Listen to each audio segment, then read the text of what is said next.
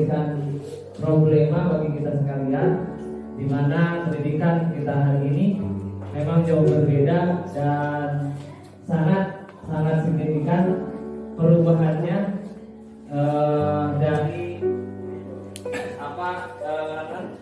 hasil atau dampak daripada COVID-19 kemarin. Video ini adalah pengantar menuju video kedua, filosofi pendidikan diajar Dewanta. Salam dan bahagia. Diceritakan bahwa di video tadi pendidikan kolonial dengan pendidikan setelah kolonial Belanda itu ada perbedaan ya. Jadi anu kapungkur mah berenang baheula pendidikan teh jang naon? Jang kumpul khususnya para pejabat, anak-anak pejabat, calon-calon pegawai di pemerintahan kolonial Belanda ngumpul. Nah, sehingga ada keterbatasan siswa di sana yang bisa mendapatkan pendidikan. Namun setelah adanya Ki Hajar Dewantara yang mendirikan Taman Siswa, nah Ki Hajar Dewantara mempunyai visi yang sangat bagus, yaitu memerdekakan pendidikan. Makanya sekarang itu di kurikulum yang sekarang dinamakan kurikulum merdeka, ya, yaitu filosofinya ke filosofi pendidikan Ki Hajar Dewantara. Jadi kenapa sekarang pemerintah menggembor-gemborkan kurikulum merdeka, diantaranya seperti itu. Jadi diharapkan masuk karakteristik siswa itu sangat berbeda ya, setelah dia mengalami hal tersebut. Nah, sebelum ke sana kita harus pahami dulu apa arti dan maksud pendidikan itu. Menurut penelitian umum, berdasarkan apa yang dapat kita saksikan dalam berbagai jenis pendidikan itu, memang sebenarnya ada pendidikan, ada pengajaran, itu memang hal berbeda. Karena pengajaran itu sebenarnya bagian daripada pendidikan. Pengajaran bagian daripada pendidikan. Adapun pengertian umum dari pendidikan itu yaitu tuntunan dalam hidup tumbuh anak atau peserta didik. Yang mana ini merupakan hal yang sangat berbeda bagi kita seorang guru, di mana kita sekarang itu mendidik atau mengajar siswa itu bukan menuntun sebenarnya, yang saya rasakan sebenarnya, tapi menuntut, bukan menuntun. Karena pada pemikiran kita anak itu diibaratkan sebuah buku yang kosongnya, lalu kita torehkan tulisan-tulisan yang baik kan begitu. Tetapi pada dasarnya pendidikan itu bukan tuntutan, tapi tuntunan. Kenapa bisa disebutkan tuntutan? Sok ayeuna acuan kita adalah apa? Nilai. Betul gak? Harus kita sadari bahwasanya yang menjadi acuan kita pendidikan zaman sekarang itu adalah nilai. Sedangkan yang sangat harus kita tanamkan pada peserta didik itu bukan hanya sekedar nilai semata, tapi hasil daripada pendidikan itu. Apakah pendidikan itu bisa menuntun mereka menjadikan atau mendapatkan kebahagiaan yang setinggi-tingginya di masa yang akan datang atau tidak. Sehingga tuntunan daripada kita sebagai seorang guru kepada peserta didik ini itu tidak menjadikan hasil yang signifikan. Contohnya, kadangkala di sekolahnya nilainya tinggi, tapi dalam kehidupan sehari-hari bagaimana? Setelah berada di masyarakat, orang atau anak yang mempunyai nilai tinggi itu terkadang kehidupannya memburuk. Nah, itu yang membuktikan bahwa pendidikan itu bukan sebuah tuntunan yang menuntut mereka mendapatkan kebahagiaan yang setinggi-tingginya, tetapi hanya tuntutan nilai saja agar bisa lulus sekolah. Nah, ini yang perlu kita renungkan dan kita perbaiki dalam pembelajaran di kelas. Karena yang sebenarnya yang harus kita tanamkan pada anak itu adalah tuntunan, bukan tuntutan. Nah, kemudian kalau ada tuntunan, berarti kita harus memenuhi kebutuhan si peserta didik. Apa yang mereka butuhkan? Karena pada dasarnya peserta didik itu tidak bagaikan buku yang kosong, tetapi anak berbeda, sehingga mereka juga mempunyai kebutuhan yang berbeda pula. Nah, diibaratkan kita itu harus seperti halnya petani yang menanam padi. Memang kita itu bisa menuntun padi, ya, petani itu bisa menuntun padi agar padi itu menghasilkan yang lebih baik lagi. Tetapi pada kodratnya tidak bisa dirubah oleh petani itu.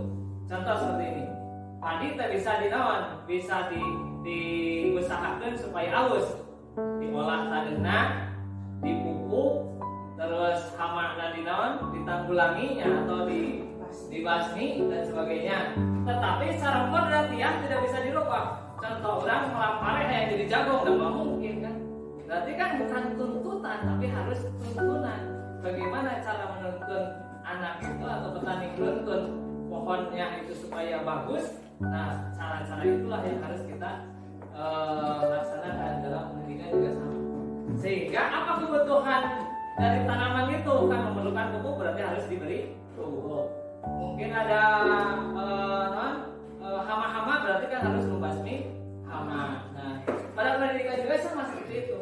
Kebutuhan-kebutuhan inilah yang harus kita berikan kepada peserta didik kita agar apa yang mereka perlukan itu dalam memenuhi kebutuhan yang dia butuhkan di masa yang akan datang bisa terpenuhi. Adapun 5 kebutuhan itu diantaranya kebutuhan bertahan hidup, kasih sayang, rasa diterima, kekuasaan dan kekuasaan, kebebasan dan kesenangan. Nah, itu 5 kebutuhan dasar sebenarnya, kebutuhan dasar setiap manusia itu sebenarnya sama seperti itu. Seperti kebutuhan bertahan hidup kan sadaya oke pastinya akan mempertahankan bagaimana kebutuhan tersebut. Nah, kemudian agar mencapai tujuan atau tuntunan pendidikan seperti halnya profil pendidikan Ki Hajar Dewantara dan diantaranya yang mana Ki Hajar Dewantara itu memberikan filosofi pendidikan bahwa anak itu tidak boleh dituntut, tapi harus dituntun sesuai dengan kodrat alamnya, sesuai dengan kodrat zamannya. Bagaimana kodrat alamnya? Yaitu kodrat alamnya seperti ayeuna kan zaman teknologi, berarti kan orang sengaja terlakukan zaman bahula, tetapi harus disesuaikan dengan teknologi sekarang, karena harus disesuaikan dengan perkembangan zaman, sehingga pendidikan itu harus memenuhi kebutuhan perkembangan teknologi ini. Kemudian kodrat alam itu kan background anak itu kan berbeda-beda, ada seorang petani, ada guru, ada sebagainya, dan lain sebagainya. Kemudian di keluarga juga kan berbeda-beda, ada istiadat tempatnya juga berbeda-beda. Nah, itu harus kita pertimbangkan sehingga itu menjadikan dasar kita untuk memberikan tuntunan bagi mereka. Nah, kemudian tahapan perkembangan juga kita harus mengetahui apa yang terjadi pada tahapan-tahapan perkembangan psikososial yang dikemukakan oleh Erik Erikson. Yang pertama yaitu tahapan usia 1,5 tahun sampai dengan 3 tahun. Tapi ini adalah tahapan usia dini di mana anak menumbuhkan tekad dan kehendak mereka hanya jika orang tua atau pengasuh lingkungan yang menyediakan kesempatan. Nah, ini mah jangan TK mah, jadi TK mah berlaku TK mah bermain ya kalau kan dituntut yang diajar benar-benar ya. Sebab dia mah masih kena perkembangannya masih menumbuhkan tekad. Kemudian tahap 3 tahun usia ini ada masa awal anak bersekolah melaksanakan pendidikan atau pengajaran di kelas itu sesuai dengan tujuan dan harapan kita. Apabila ada kedisiplinan, yang paling utama itu yang harus kita tanamkan pada saat ini adalah kedisiplinan di sekolah. Hal ini yang menjadikan penghalang atau menjadi kendala kita memang di sekolah, yang mana pada anak-anak sekarang ini rata-rata susah untuk disiplin. Nah, mengapa pemerintah itu mengencarkan seperti itu? Karena memang disadari oleh pemerintah juga peserta didik itu memotivasi mereka agar timbul keyakinan pada dirinya bahwa kegiatan atau apa yang kita berikan kepada anak-anak itu adalah baik bagi mereka, memenuhi kebutuhan mereka, sehingga ini akan berdampak positif yang berkelanjutan bagi mereka, tidak hanya di sekolah saja. Karena kalau kita hanya menanamkan mentaati peraturan saja dengan sanksi-sanksi atau yang lain, mungkin itu hanya bersifat sementara. Pun di sekolah ngumpul, tapi tidak terbawa kehidupan mereka masa yang akan datang. Tetapi kalau kita bisa memotivasi anak itu untuk meyakini bahwa apa yang dilakukan itu benar, baik, memenuhi kebutuhannya, dan bisa bermanfaat bagi mereka di masa yang akan datang, pasti mereka akan melakukannya tidak hanya di sekolah, tapi nanti juga akan dilakukan mereka. Dan melakukan apa yang kita suruh atau apa yang kita sarankan juga itu akan dengan ikhlas, tidak hanya karena adanya guru, karena adanya peraturan dan lain sebagainya. Ini ada bagaimana cara kita memotivasi mereka agar timbul motivasi intrinsik mereka melaksanakan disiplin di sekolah, baik di sekolah, di rumah ataupun di masyarakat. Ini ada teori 5 posisi kontrol. Kita telaah, kita saksikan posisi kita berada di mana. Di posisi hukum. Dulu ada posisi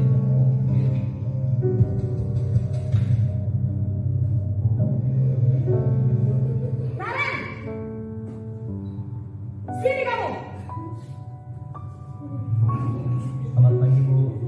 Selalu terlambat. Kamu deh, pasti terlambat. Maaf, Bu. posisi kurang. Saya Apa?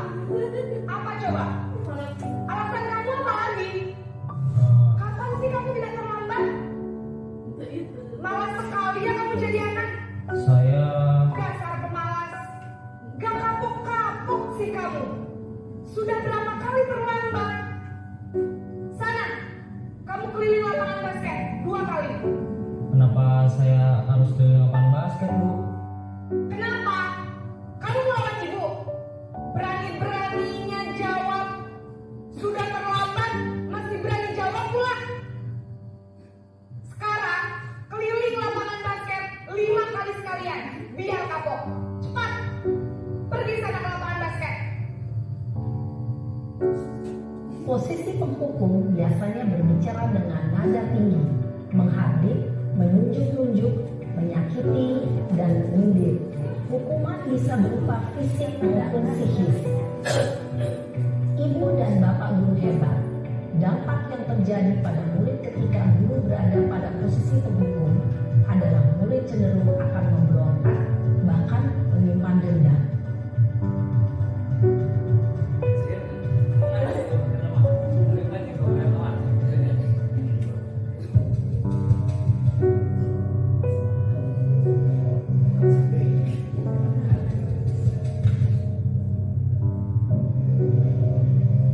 Naren!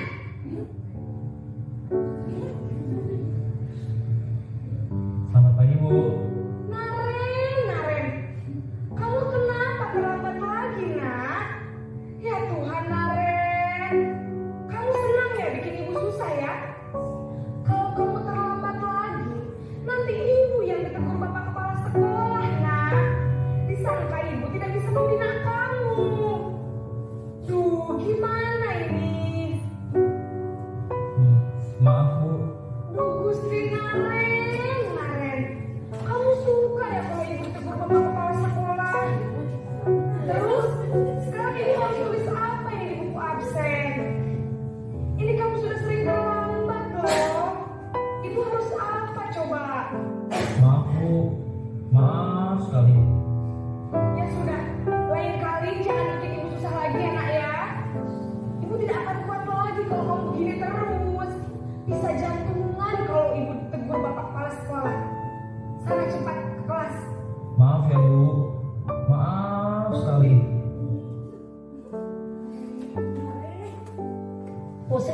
membuat rasa bersalah, berbicara dengan nada tenang, cenderung lembut.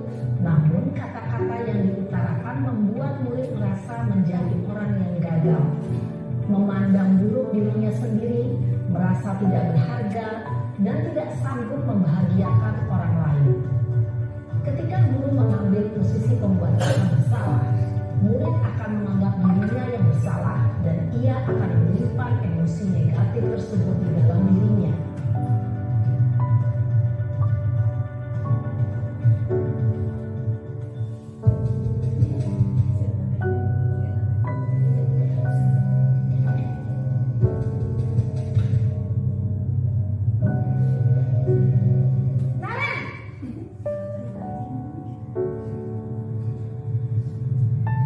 Selamat pagi Bu. Wah, sudah jam berapa ini nak? Terlambat lagi ya sayang. Iya Bu, habis ibu saya lupa bangunkan saya Bu. Kamu malah menyalahkan ibu kamu. Kamu bukannya anak yang larinya paling kencang. Kok terlambat sih?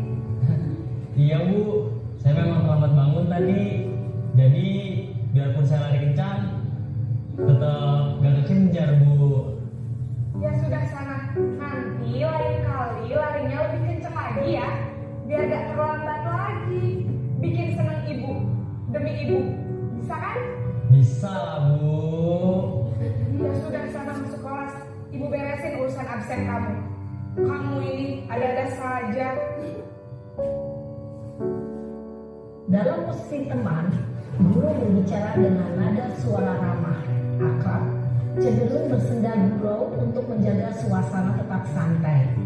Murid akan merasa senang, aman, dan akrab dengan guru. Identitas yang tercipta adalah identitas sukses atau berhasil. Namun, perlu diingat, karena ini masih dorongan eksternal, maka ada faktor ketergantungan dari murid kepada orang tertentu. Di sini guru absennya, sehingga di lain waktu murid bisa berperilaku baik, namun hanya kepada orang-orang tertentu saja.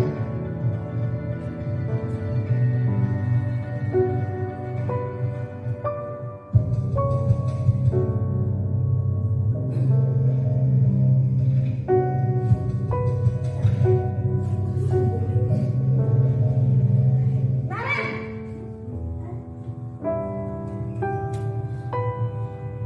Selamat pagi Bu. Naren, apa peraturan sekolah kita tentang jam berapa kita harus masuk sekolah, nak? Kita harus di sekolah jam 7 Bu. Iya betul, sekarang sudah jam 7.20. Naren sudah tahu konsekuensinya jika terlambat hadir.